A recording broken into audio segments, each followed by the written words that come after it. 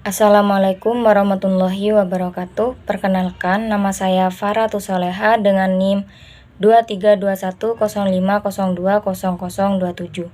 Di sini saya akan menjelaskan ulang tentang apa yang telah dijelaskan oleh Bapak Wadud selaku dosen pengampu Ekonomi Makro Islam. Yang pertama, pengertian ekonomi. Yang kedua, definisi ilmu ekonomi. Yang ketiga, pembagian ilmu ekonomi. Yang keempat, pembagian ilmu ekonomi teori. Lalu yang kelima, konsep dasar ekonomi makro. Baik, yang pertama kita akan membahas tentang pengertian ekonomi. Istilah ekonomi berasal dari dua kata bahasa Yunani, yaitu oikos yang artinya rumah dan nomos yang artinya aturan, tatanan, peraturan, dan hukum. Lalu, jika dua kata ini digabungkan artinya pengelolaan atau manajemen rumah tangga. Sistem pengelolaan seperti halnya sistem administrasi. Lalu yang kedua tentang definisi ilmu ekonomi.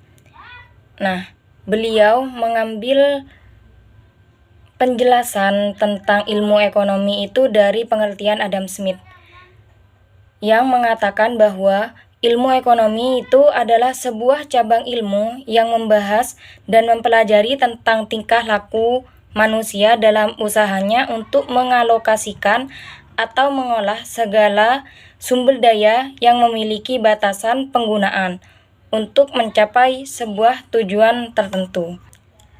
Nah, lalu yang ketiga tentang pembagian ilmu ekonomi.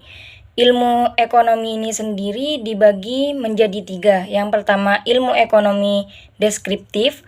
Yang kedua, ilmu ekonomi terapan. Lalu yang ketiga, ilmu ekonomi teori. Oke, selanjutnya apa sih ilmu ekonomi deskriptif?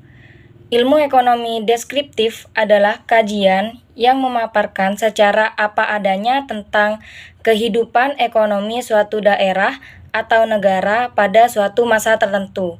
Misalnya, ekonomi Indonesia pada era Orde Baru. Lalu selanjutnya ilmu ekonomi terapan. Nah, ilmu ekonomi terapan ini adalah cabang ilmu ekonomi yang membahas secara khusus tentang penerapan teori ekonomi dalam suatu rumah tangga produksi. Misalnya, ekonomi perusahaan, ekonomi moneter, ekonomi perbankan, dan lain sebagainya. Lalu, yang terakhir ilmu ekonomi teori. Nah, ilmu ekonomi teori ini adalah ilmu ekonomi yang membahas gejala-gejala yang timbul sebagai akibat perubahan manusia dalam usahanya meningkatkan kesejahteraan masyarakat. Lalu yang selanjutnya, ilmu ekonomi teori itu terbagi menjadi dua. Yang pertama ekonomi mikro dan yang kedua ekonomi makro. Nah, ilmu ekonomi mikro itu adalah ilmu ekonomi yang mempelajari tentang perilaku konsumen dan perusahaan serta penentuan harga-harga pasar dan kualitas faktor input, barang, dan jasa yang diperjualbelikan. Dan ekonomi makro adalah studi tentang ekonomi secara keseluruhan. Ekonomi makro menjelaskan perubahan ekonomi yang mempengaruhi banyaknya masyarakat, perusahaan, dan pasar. Baik, lalu yang terakhir, tentang konsep dasar ekonomi makro. Konsep dasar ekonomi makro ini dibagi menjadi 7 bagian. Yang pertama, pendapatan dan pengeluaran. Yang kedua, pengangguran. Yang ketiga, uang dan fungsinya. Yang keempat, inflasi dan deflasi. Yang kelima, permintaan agregat dan penawaran agregat. Yang keenam, keseimbangan IS dan LM. Dan yang ketujuh, ekspor. Yang pertama, pendapatan dan pengeluaran. Pendapatan dan pengeluaran ini adalah konsep fundamental dalam ekonomi makro yang berkaitan dengan bagaimana pendapatan dihasilkan oleh individu atau perusahaan dan bagaimana pendapatan tersebut dibelanjakan. Lalu yang kedua, pengangguran. Pengangguran ini sering menjadi indikator kesehatan ekonomi suatu negara. Yang ketiga, uang dan fungsinya. uang berperan sebagai alat tukar, penyimpan nilai, dan satuan hitung.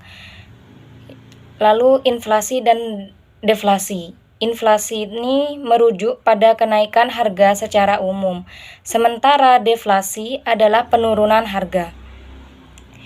Yang kelima, permintaan agregat dan penawaran agregat.